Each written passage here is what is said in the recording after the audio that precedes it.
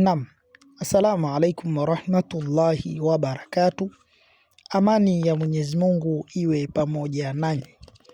Ni mimi Muallim Motomoto, mganga wa tiba asili Tanzania. Napatikana Kigamboni, Dar es Salaam.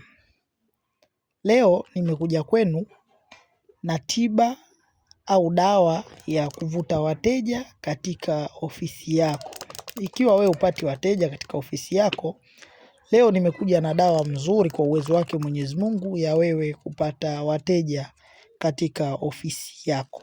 Naam, usisahau kulike, kucomment na kushare ili uwe wa kwanza kupata video zangu kila leo ninavotoa. Ndugu zangu, dawa ambazo nazileta kwenu ni swadaka ili Allah alete wepesi katika majambo yenu munayo yafanya insha Allah. Kama wewe una shida ya dawa hii, tafuta maziwa ya ng'ombe wastani wa nusu lita, kisha utatafuta na maji ya msikitini, vizia maji yale ambayo watu wanaazini. Utaenda kuchukua maji yale kwa manuizi ya kuvuta wateja katika ofisi yako.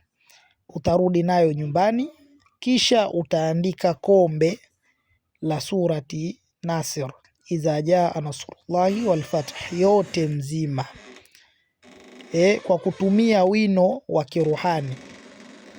Baada ya hapo, ukishamaliza kuandika, utachukua ile kombe yako, utachanganya kwenye maji yako ya msikitini yale ambayo umeyachota msikitini.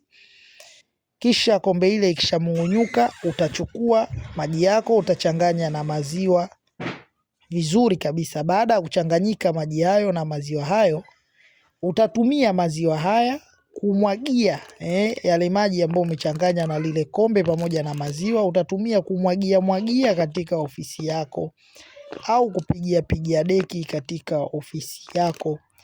Utafanya zoezi hili kwa muda wa siku 3, asubuhi na jioni. Utafanya kila siku asubuhi na jioni kwa muda wa siku 3 mpaka 5. Kwa idhini yake Mwenyezi Mungu, wateja watakuja katika ofisi yako kwa wingi.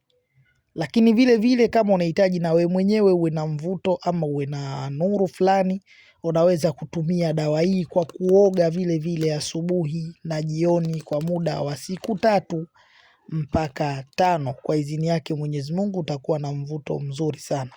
Niseme dawa hii ni mujarabu sana kwa sababu ishafanyiwa majaribio zaidi ya mara moja.